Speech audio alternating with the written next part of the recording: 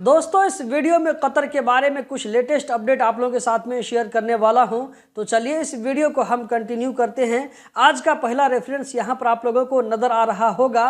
Qatar central bank की तरफ से अनाउंसमेंट किया गया है कि जो एटीएम ईद की मुनासबत से लगाए गए थे मुख्तलिफ जगहों पर, उन तमाम एटीएम के सर्विस को बंद किया जा रहा है। यहाँ पर कहा जा रहा है कि 16 मार्च से लेकर के 6 अप्रैल तक ईद की मुनासबत से जो एटीएम लगाए गए थे, जहां पर आप लोगों को छुट्टे पैसे मिलते थे, तो इसके बारे में कहा जा रहा है कि इन दिनों में 182 मिलियन रियाल लोगों ने जो है यहां से निकाला है। अगला अपडेट दोहा मेट्रो और लुसेल ट्राम के बारे में है। यहां पर कहा जा रहा है कि ईद के दिनों में 18 लाख पैसेंजरों ने मेट्रो और ट्राम का यूज किया। अगला अपडेट कतर एयरवेज के बारे में है।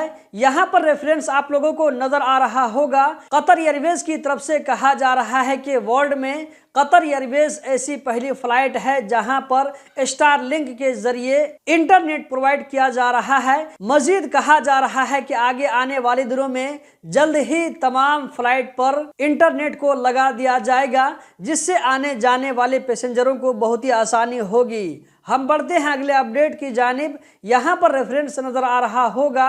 दोहा में एक तुनिसिया की लेडी के बारे में ये अफवाह फैला। जब वो लेडी बिल्डिंग के जो है छत से नीचे गिर गई तो उसके बारे में ये खबर फैल गई। उस लेडी की वफात हो चुकी है, लेकिन ये खबर गलत थी।